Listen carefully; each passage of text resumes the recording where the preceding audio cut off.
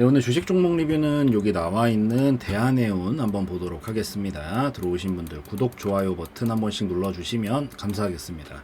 우선 대한해운이 오늘 지금 또 엄청 강하게 급등이 좀 나왔는데 이번 반응 하나 해석해봐야 되고 지금부터가 핵심입니다. 이제 제가 봤을 때는 여기서 잘 만들어낸다면은 여태까지 이 상승은 진짜 별것도 아닐 정도로 엄청 큰 상승이 가능해질 수도 있고 반대로 실패하게 되면 한 턴을 또 돌아갈 수도 있는 그런 영역이다 보니까 그거 체크 한번 해보고 흐름들 볼게요. 요즘 해운 관련주들이 강하게 움직이고 있는 게 약간 이슈가 있죠. 이 해상운임이 엄청나게 또 급등을 했다라고 합니다. 그래서 최근에 막 해상길이 계속해서 막히고 이런 부분들이 생기다 보니까 운임계용이 계속해서 오르면서 해운사들의 실적 기대감이 계속해서 커진 것으로 풀이가 된다라고 해요. 그래서 상하이 컨테이너 운임지수는 21일 기준으로 11주째 상승을 계속해서 기록을 해나가고 있다라고 하고 1년 전에 비하면은 3.5배로 치솟았다라고 합니다. 그래서 또 최근에 이 가자지구 전쟁의 여파가 이 수에즈 운하의 통행 차질로 이어지게 되고 또 파나마 운하에서도 또 극심한 가뭄으로 통과하는 이런 선박수가 줄어듦에 따라서 해상운임이 급등 중이다 보니까 아무래도 이런 부분들의 영향을 받게 되면서 운임료가 증가하면 당연히 매출액이 늘어날 수밖에 없겠죠. 그래서 이런 부분에 대한 부각을 받게 되면서 최근에 해운 관련주들이 굉장히 강세를 보여주면서 움직이고 있고 요 대한해운이 가장 지금 대장급으로 올라오게 되면서 매우 강한 모습을 보여주고 있다라고 보시면 될 것 같아요. 요 뭐 가뭄도 가뭄인데 이런 전쟁 관련된 여파는 사실 이게 한번 발생하면 되게 길게 간단 말이에요.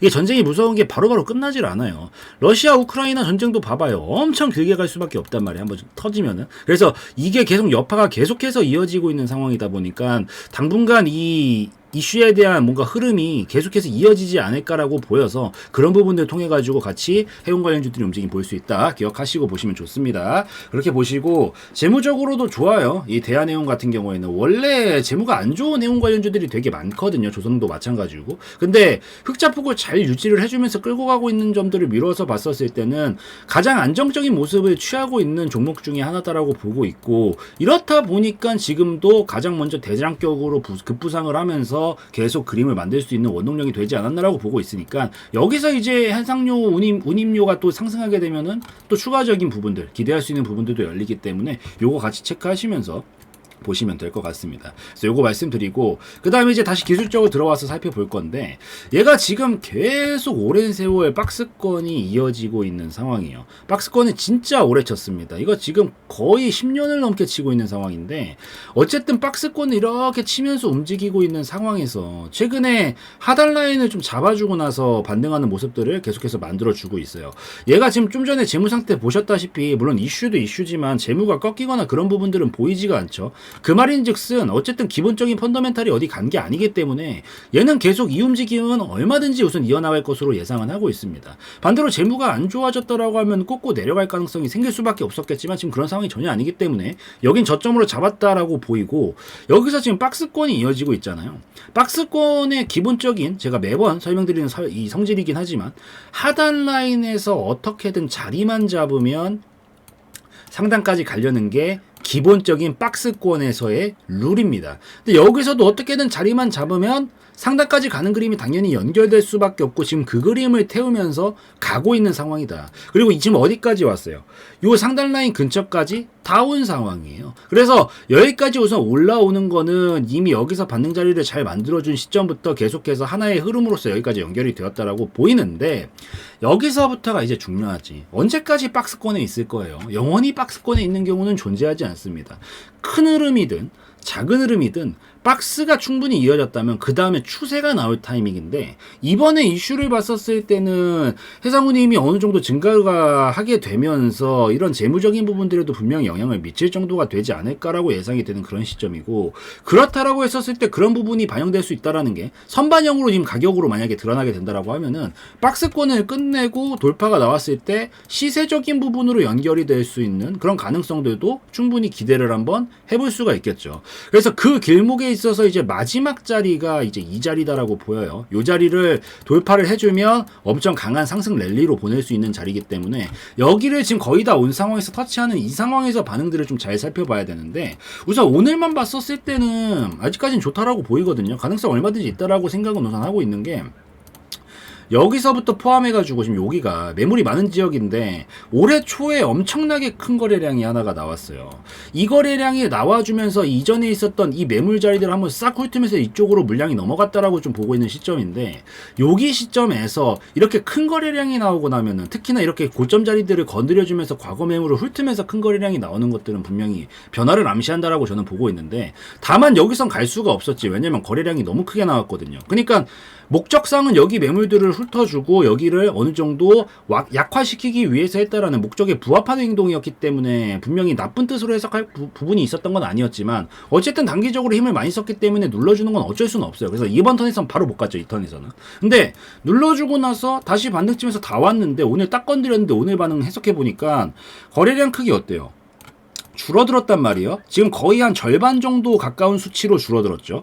제가 이 정도 절반 줄어드는 수치를 되게 좋아합니다. 애매하게 줄어든 거 말고 한 절반 정도 줄어드는 거에 굉장히 좋아요. 이게 무슨 소리냐면은 어쨌든 이때 당시 이렇게 음봉 꽂으면서 이렇게 거래량이 크게 나왔는데, 이 소리는 결국 여기서 물량이 이만치 나왔다라고 볼 수밖에 없겠죠. 근데 물량이 지금 똑같은 자리 또 똑같이 건드렸는데 이때보다 물량이 더 많이 나왔거나 더 크게 나왔다라 그러면 어떻게 되겠어요? 거래량이 이 정도 가지고는 택도 없지. 이렇게 나와야죠. 근데 이게 줄어들었다는 건 결국엔 매물이 줄어들었으니까, 그래서 거래량이 적게 나왔다라고 보이거든요.